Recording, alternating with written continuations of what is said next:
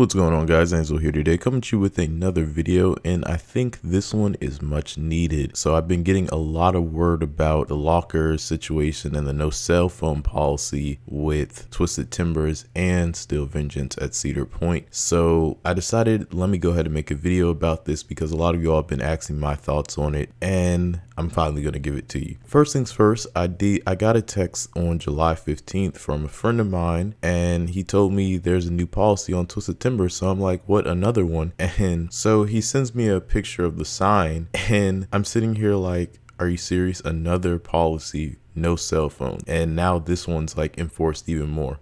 Now, I don't usually bring my cell phones on ride because my phone actually cracked from Intimidator's G-forces. It cracked right on the turn, and once I got off the ride, it was straight shattered. So yeah, I stopped bringing my phones on after that. Occasionally now that I have like zipper pockets and cargo shorts and whatnot, and I have enough pockets and whatnot for like to fit all my stuff in, I don't usually bring a locker unless I'm filming for equipment. So when I saw this though, I was like, really, like, they're getting this serious on here. It doesn't really need to be all that. So I took a picture. This picture is from the 20th of July. It reads this: due to the nature of this ride, bags and other loose articles are not permitted on Twisted Timbers. Absolutely no cell phones on Twisted Timbers. And then below they have a little thing that says, leave all loose articles, including cell phones, with a non-rider or in a locker. So essentially they're basically enforcing the cell phones, and they are enforcing hats and whatnot, but they do allow you to put your hat in your pocket, which I think is doable because, I mean, who wants to be sitting out here in the sun when you guys have no shade in the park? I am going to kind of go on a little bit of a rant here of how I feel about this, so please bear with me on all of it. But I do have a couple of solutions, and I don't really know how many solutions I really have yet, but I will just say them all. And you guys can let me know in your comment section below on what you think of all of them. And a couple of them Coaster Studios has said in his video, so I'll link that in the description box below too, so you all can see that as well, because he did a really good job on that video, explaining a lot of what's happening and what they do at foreign countries for like policies like this. So here's my thoughts. First things first, I think it's ridiculous because we didn't even have this problem when we had bins. I personally think we just need to bring bins back. It's so annoying, the fact that I even have to get a locker anyways, and the fact that I'm paying for it. I don't think people really understand is that when something is $2 per hour, that stuff adds up real quick when you go to the park. Especially like me, as this is my home park and I'm only like 20 minutes away. Stuff adds up like that when you have to continually keep paying for a locker. Now, one of the solutions I had to this was this. So if you have a season pass, I think you should be allowed to get an add-on that allows you to get the locker for the whole entire season and make it be maybe like $50, tops $50. It shouldn't be any more than that because I shouldn't have to pay for it anyways. But if they are going to make us pay for it, they should make us just be able to get it as an add-on with the season pass. All we'd have to do is scan our season pass, and it would just give us a locker automatically. I think that would really help with a lot of people like me who already have pockets and whatnot and don't really bring that much to the park, but you bring enough to where you do need a locker or something. I mean, it's kind of ridiculous. You can't even bring a water bottle in the line because there's no bins to put them in once you get to the actual station. It's just crazy. So another problem I honestly just had with the policy was that, you know, a lot of people are trying to get in contact with each other, and it's kind of hard for us to pass by time when we don't have a cell phone on us. We can't bring anything else in the line besides maybe a hat and probably like a fidget spinner, for crying out loud. Essentially, they're making us just stand in the line and wait for us to get on. That's basically what's happening. I mean, they made the KD and the Battle for Cedar Point and Battle for King's Dominion app. How the world are we even supposed to use that now while we're standing in line? That was the whole purpose of the thing, is while we're in line, we could just play the game to pass by time and do other little things. Now we can't even do that. I think it's just pretty ridiculous on just the whole thing is just really crazy to me. But because that they have this now, I think this was like quick decision that they made.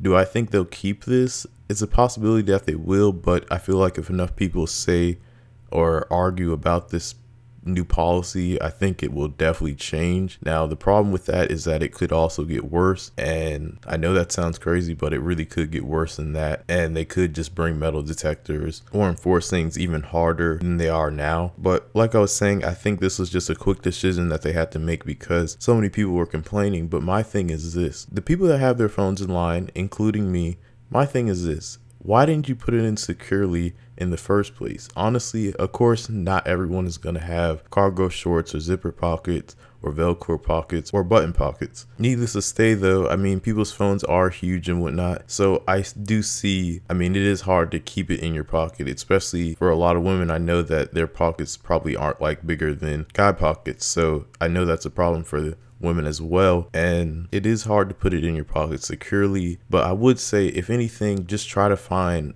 something that you could put your phone in to make sure that it is in safely. And honestly, that probably would have solved the problem, as we wouldn't have heard as too many complaints about their phone getting flown out. Now, I can't even lie, I did see someone's phone fly straight out on Twisted Timbers one day when I was riding. It flew right out on that like inward bank turn, and yeah, it just flew right out. So they didn't, I'm pretty sure they got it back at the end of the day, which they usually do. Kings Dominion says they're not responsible for it, but they will. You do have to wait to the end of the day to get your phone. I remember that specifically from working there. You just have to wait to the end of the day, and some people aren't staying all the way to the end of the day, but you change your mind and you probably will wait till the end of the day to get your phone. But I know workers were probably tired of even having to get the phones for them. So all around, I do think it is about safety, but at the same time, it's also kind of like a money scheme. I know they don't want to make it seem like a money scheme, but the way they did it and the way they just enforced this policy was like they were saying that, hey, put your stuff in this locker, you're going to pay for it.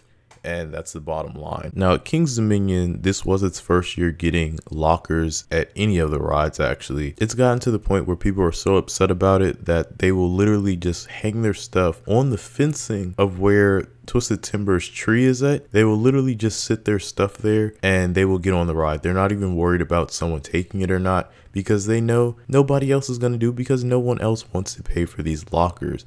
Me included, I don't do that. I do pay for the locker. One, because I don't want any of my stuff stolen. I do kind of carry not really expensive stuff, but I do carry a lot of quality like equipment, and I don't want that being gone, and I don't want anyone honestly to see it. So for that reason, I'm going to put it in a locker. But I do understand for people that are carrying like a bag with a water bottle or something, I probably would do the same thing, honestly, because I mean, like I said, when you're coming to the park time and time again, it really does get annoying having to just pay that $2 and then your time goes out. It's a lot that goes into it. With that being said, at Cedar Point, I know that they do already have those lockers in place for a lot of the rides, but if I'm correct, I don't think it's mandatory that like you have to get a locker. But they don't carry bins at Cedar Point anymore. Now, Kings Dominion still has the bins. Really, what I was hoping that they could have did was honestly just keep the bins and bring the lockers if you really needed to put something in a locker. But honestly, I feel like they just need to go back to the old way and just use the bins. I mean, it was the easiest way, and Cedar Fair Company did it correctly when they had the bins, and especially at Kings Dominion, they did it very well. It was like they locked the actual bin, and the thing was, I didn't have to pay for a bin. Those were free. And with that being said, so should the lockers. No one should have to pay for a locker when you're demanding us to put our phone in a locker. I mean, how are we supposed to follow the rules if we have to pay to follow the rules? That doesn't make any sense to me. And I know it probably doesn't make any sense to you guys either. Now, I'm not trying to bash Cedar Fair Entertainment or Kings Dominion or Cedar Point. With that being said, I hope they take this video as someone who cares about the public concerns of people and what's going on with all this. I do hope they do change it. There's a possibility that they really might not change it, and they're going to have to deal with those people that are going to probably end up cussing them out and telling them where to go. With that being said, it's just, you're going to have to deal with that some days, and you're going to have to be nice to them. I mean, you can't really do anything about that, but it's because of the new rule policy. So like I said, I hope they don't take this any bad way, but there's definitely a bunch of other solutions that you could come up with other than just straight banning cell phones from off these two armed seacoasters. It's only Steel Vengeance and Cedar Point that requires you to do that. And my other problem was that, why, if you're going to enforce a rule, don't you think it would probably be appropriate to do it for all the rides, so that it doesn't seem like you're just trying to bash it on this one ride that already requires lockers. That's all I'm saying. I hope you guys did enjoy this video. Let me know your thoughts and comments in the comment section below. I'll be down there with you all. Let me know what you think they should do about all this. Be sure to check out Taylor's video on his in-depth solution and thoughts about this as well. I will have that in the link in the description below. Thank you all for watching once again, and until next time, you guys, peace out. Messing with my head.